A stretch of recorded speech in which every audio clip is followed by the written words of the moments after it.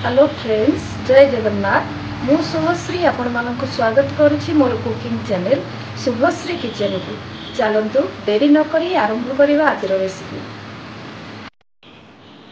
Chicken कषा प्रथम chicken को भल भाव धोईकी रखी पूरा देसी स्टाइल बनईकी आपण मानक देखी। प्रस्तुति प्रणाली प्रथम कड़ाई तेल गरम करी चिकेन गुड़ को आम भाजवा।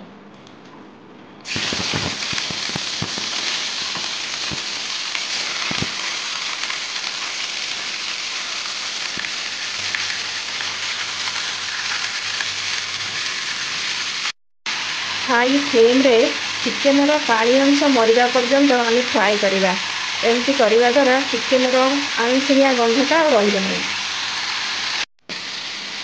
ଏବେ पानी अंश सुखीगला चिकेन सब काटिदेवा।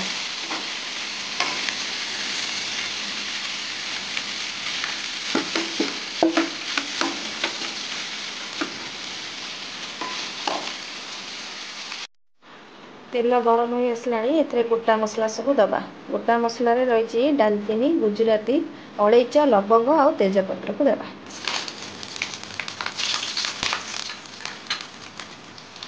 तापरे आम कटा पियाज को देवा।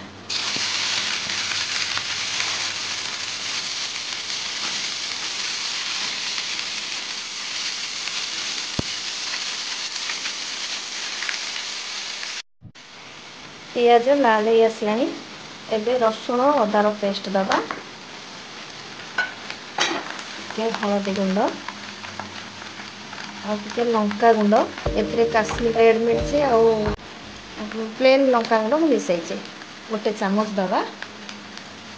धनिया गुंड गोटे चामच, जीरा गुंड गोटे चामच, चिकेन मसला गोटे चामच। सब मसला को एकाठी करके कषिबा। मसला टिके लुण देदेबा और पानी देवा। भल भाव एबे कषिबा।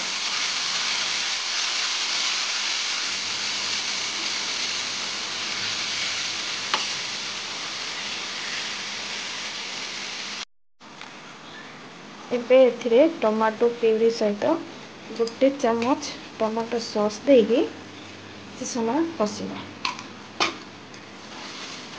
तार कंचा स्मेल जिबा पर्यंत आम कषिबा।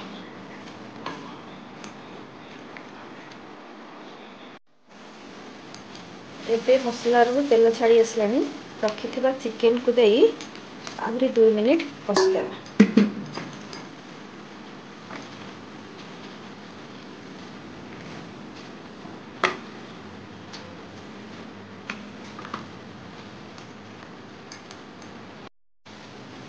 एथिरे आवश्यक अनुसार लुण और पानी दे सिझापी आम घोड़े देवा।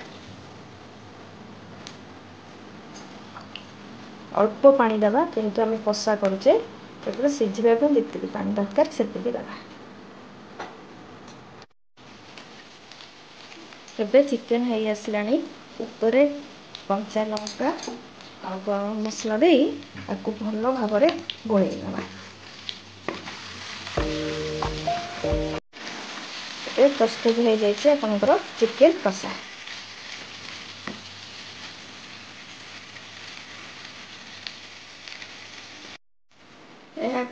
रुटी और भात सहित खाईपर। आशा कर निश्चय भल लगे। भल लगे लाइक करेंगे, शेयर करेंगे और सब्सक्राइब करने को जमा भी भूलें।